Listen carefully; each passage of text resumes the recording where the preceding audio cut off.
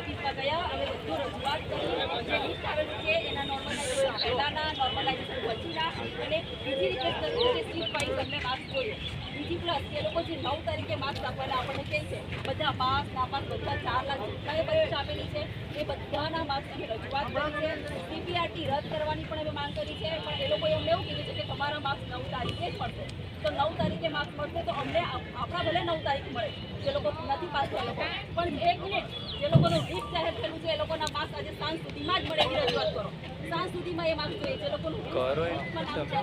એ લોકોના માસ્ક એ લોકો આજે આપણને ના પાડે છે એ લોકોને 9 તારીખે કહે છે તો શું ખબર 9 તારીખ પર કંઈ પણ થઈ શકે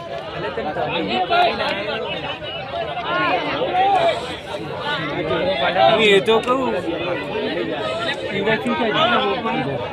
તમને શું કહ્યું મિત્ર કે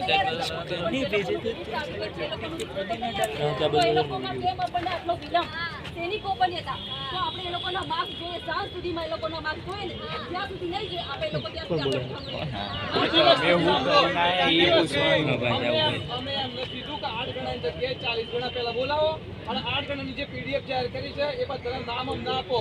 બરોબર સાહેબ કોઈ 9 તારીખે એમને તમને આપીશું અમે વાત સાંભળો એમને કીધું કે અમારે જે નોર્મલ જે સિસ્ટમ કરી કે એક સીટમાં 102 થી મતલબ 162 થઈ ગયા 140 વાળો એક સીટનો વિદ્યાર્થી ઘેર છે નામ આવ્યું નથી એમનું તો આ મને ઉલ્લેખ કરી બતાવો કે કઈ ત્યાં થયું તો અમે નોર્મલ જે પદ્ધતિ મતલબ તમે લાગુ કરી છે એ મને જાણવાનો હક છે તો અમને બતાવો તમે કઈ રીતે નોર્મલ કર્યું હવે કોઈ એક વિદ્યાર્થીને કર્યું કે સીટનું કર્યું કઈ રીતે કર્યું અમને જાણવાનો હક છે તો સીટ પ્રમાણે નોર્મલ કરી કમ્પ્લીટ જે માર્ક થતા હોય એ માર્ક અમને જાહેર કરો અમે આ કમ્પ્લીટ રજૂઆત કરી છે એવા કોઈ છે કે મારથી જેટલું થશે એટલું હું કરીશ જો ના થાય તો તમે ભૂલી જજો આવો અમને ચોખ્ખું કીધું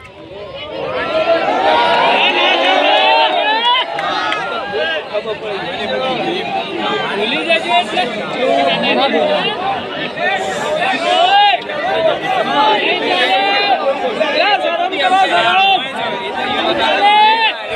જજો